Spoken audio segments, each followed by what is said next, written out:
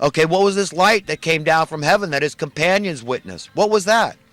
What happened on Mount Sinai? What happened there? What did Ezekiel see? What happened in chapter 6 of Genesis with the Nephilim? Who were these men of renown? The giants. Okay? Who were these people from some other place? Okay, so your Bible is rife with talks about otherworldly beings, unidentified flying objects. Okay? So that's what I'm talking about here. It's all true and real, man. Whatever it takes to wake people up, it's coming. God's going to force the hand of the evil in this world. And all I'm trying to do is tell people, get ready, man, because the sooner you're ready, the better off you are. And I've been ready for some time. I'll tell you what. I just want to be free. Really, that's what it comes down to. And that's why I preach freedom. Freedom through Christ. Freedom through understanding. Yes, the most important, freedom through Christ. Understand the sacrifice that was made to pay for your sin, to redeem you and me, all of us. A great price was paid, and there's not going to be another one coming. There is no other ransom going to be paid. Jesus Christ was the final propitiation for our sin. Don't look for somebody better. It's not coming. If that didn't whack you upside the head when you read the teachings of Jesus and how he was hated, like Trump, why? It was the same people that hated Jesus. The establishmentarians, these Satanists, witting or not. The money-changing class. The same people today, the money-printing class. And all their minions, they're suck-up politicians. They're sold out to Satan, whether they know it or not. That's the way it is. That is the world of today. And it can creep into anybody's heart.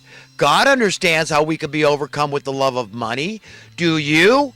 You can't serve two masters. This mark of the beast, I believe that's a metaphor. I don't think we need to wait for some digital currency. They're going to make us take a chip or a tattoo or some crap.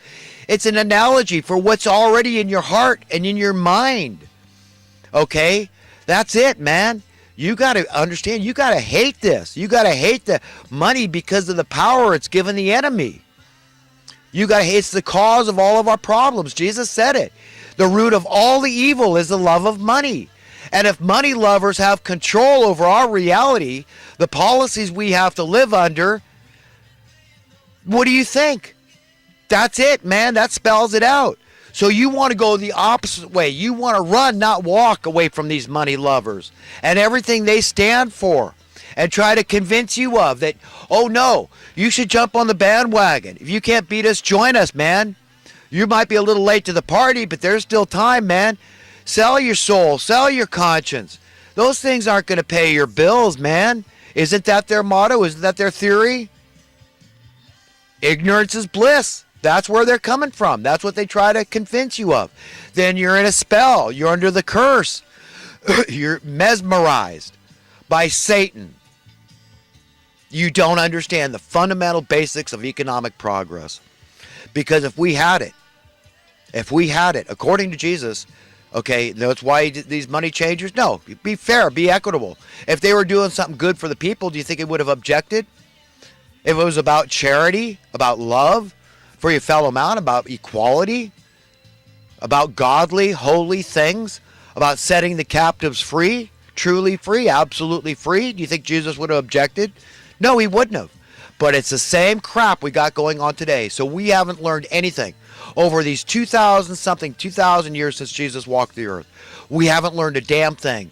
We're just entrenched, immersed, embedded in the same bull nonsense.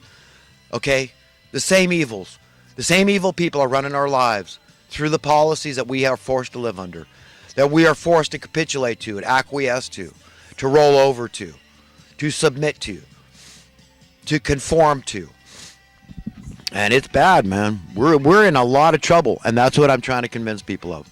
We are. And if I look foolish by flailing my arms around, trying to get people's attention, so be it. I don't care. But if later on I get my rewards, I say one soul saw me and said, you know what? This guy's right. This world is insane. Jesus is right. That's where he learned it from. The teachings of God are right. The teachings of the prophets is right. Moses was right. It's evil, man. Get with it. Have nothing to do with the evil, fruitless deeds of darkness, but rather expose them. Our battle is not against flesh and blood. Don't buy that lie. It's against principalities. It's against the forces of darkness in high places. The money printers. And these political whores. All right. I got to scoot along into the rest of the current events. Kathy Griffin should be deported to Saudi Arabia.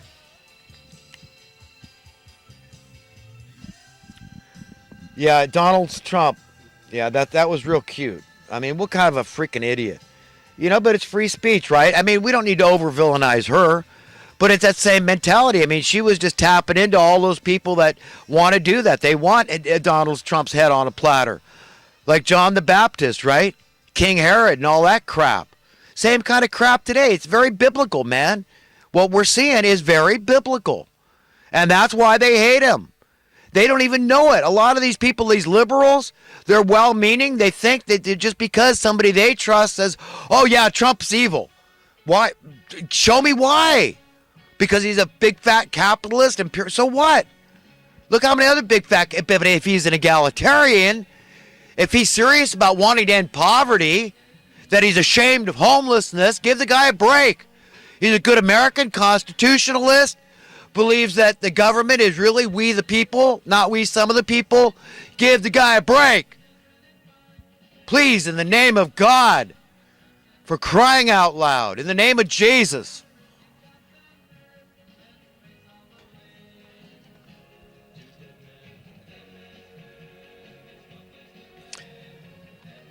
Yeah, I told you about the migration thing. That's all about money. Again, money, the root of all the evil. The refugee stuff, all the crises they create around the world.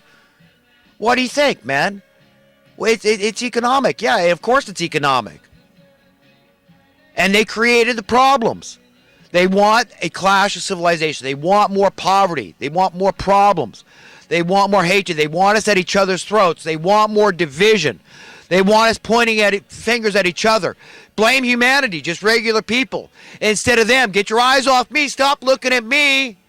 George Soros is one of these disruptors. He hates that people getting along in peace and safety and security and harmony. He hates things to work good for the people, a rising standard of living for the people. Prosperity. To where we care less and less about the money masters that are running our lives. He doesn't want that.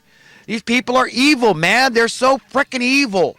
All of them, man. I don't care what they call themselves. Liberals, socialists, communists.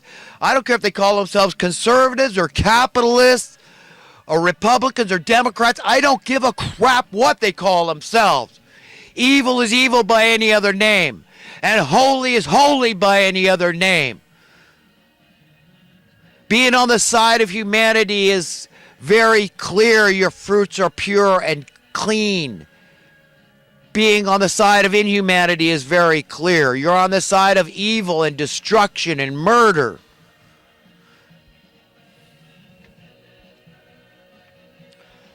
The North Korean, their missiles and all this crap. I got to watch the news and these missiles and all. Look, it's just a bunch of senseless blather, sensationalism, mainstream media, fake stream media.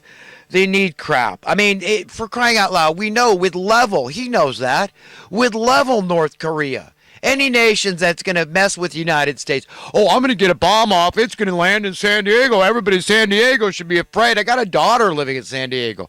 I think I'm worried about her because of Kim Jong-il, or whatever his name is, and his stupid nuclear. I'm not going to worry a freaking moment. The fake stream media. With level his puny-ass country. Boom. Like that, man. Get real. Get with it. These are liars. They're manipulating us. Don't worry about stupid North Korea. We got a horrific bombing in Kabul, Afghanistan. Horrible stuff, man. People losing life and limbs, brain damage, death. This is about the money. It's about Satan. You think money's not indispensable? Well, you answer to God. I'm not. I'm not standing in front of God saying, oh, I believe that money was indispensable. We just couldn't live without Satan. We had to give him this power. We had to make this concession. No, I'm not making a concession to Satan. None at all, man. I believe in equality. I believe the only reason we should use money as a means to an end, man, to be free. Absolutely free. And that's not for some people. That's for everybody. What does anybody have to worry? If a guy like me was running the world, what do you think you'd have to worry about? It'd be the same as if Jesus, because that's who I turn to for advice. Nobody. I'm not taking nothing from anybody. Your standard of living would only go up. Your stuff, you'd only increase in your stuff. Okay? More possessions, more extravagant lifestyle for everybody. Nobody dying out on the streets. No homelessness. No abject poverty. No desperate poverty. Anywhere in the world, nobody going without clean drinking water, without their energy needs being met. Getting off the dirty fuel. All that disruptive technology is sitting on the shelves because of patents, again, about money. All the evils in the world have to do with money. Talk about it, everybody. All you info warriors. Please, I'm counting on somebody that has a megaphone out there. I know I'm nobody. I don't even share my videos with Google+. If you want to hear what I have to say, you got to search me out, man. I don't talk about it. I just want to get through one person. And then that person, and then it spreads, man, like leaven in the dough. I'm just letting God work through me as a mouthpiece. I know I've got something valid to say, and I know it's getting out there. But more and more people got to take the bull by the horns and get serious about economic understanding and the simplicity of it and explain these things to others, what you're looking for. What is economic, social, economic, political progress? What are you looking for, man? You want your taxes to go down, right? That's always good. You want your cost of living to go down too. That's good too. It's the same thing. It's part and parcel. Taxes, cost of living. If it's expenses you can't get away from, it's burden. You want it low. You want those things dirt cheap. And if you want to play crony capitalism, do it with luxury items. Okay? But don't do it with essential human needs. I hate it. It's disgusting. I object under no uncertain terms, loudly. Please, everybody, help me out here. Help God out. Help Jesus out. Help prepare people, because it could be the salvation of your soul. Remember, if I don't warn people, okay, and then you know what? Their blood is on my hand. And that's what I'm going to warn everybody out there. The blood of the innocents is going to be on your hand, because they might have been ignorant. They might really have been very confused about money, okay? And it's up to you to explain it to them from biblical terms. From Jesus' terms, okay? Be very clear. Roger Stone, all of you reporters, Owen Schroyer, David Knight, okay, Millie Weaver, all of you, Leanne McAdoo, all the reporters on InfoWars, I'm holding you to task, okay? You've got to learn something, and you've got to spread those truths. You've got to help people understand. Be very succinct. Keep it in simple terms, because it's not an intellectual debate here. This is about honesty. It's about defining terms like progress, defining terms like government, okay? That's what we're talking about here. Defining terms. That's what we're talking about. And it doesn't take a great intellect to do those things. Help people understand. Remember, if people die in their iniquities and you had a chance to do something and turn them around, that blood is on your head. You're going to stand before God. We're all going to stand before God and answer for the things we not only did in life, but the things we failed to do that we should have done. So a watchman on the tower is what we all are as disciples of Christ. And we have an obligation, a commission, a compulsion that you can't get away from. It's your conscience. And you must do this thing. You must warn people about the great and terrible day of the Lord to come. This is absolutely crucial. Okay? It's for your own salvation. It's for you feeling worthy and deserving to go to a better world after this crap hole that's been inflicted on us from birth. This manufactured, wholly artificial construct of evil men that have done this to us and warped our minds and told us, oh, this guy's an idealist. He's a pipe dreamer. He doesn't make any sense. He lacks common sense, right? Because he's talking in these lofty terms. Okay? No, I'm not. I'm a pragmatist. I'm practical. I'm down to earth. I base my argument on logic and reason and mathematics.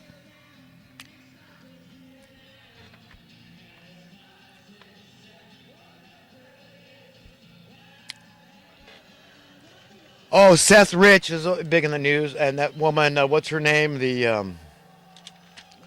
I can't remember her name. The woman, the She was high up in the Democratic Party, and she got kind of ousted. But she looked awfully worried, awfully desperate about the law enforcement keeping this guy's computer. And, WikiLeaks involved. They say he has something to do with the Russians. He has nothing to do with the Russians. Julian Assange. I mean, what the hell? You see, this is all they got. They got these nonsensical narratives. And this Maxine Waters, I hope she loses to this guy, Omar, what's his name? The guy that's running in her district down here in Torrance, California. Okay, I'm like, God help us.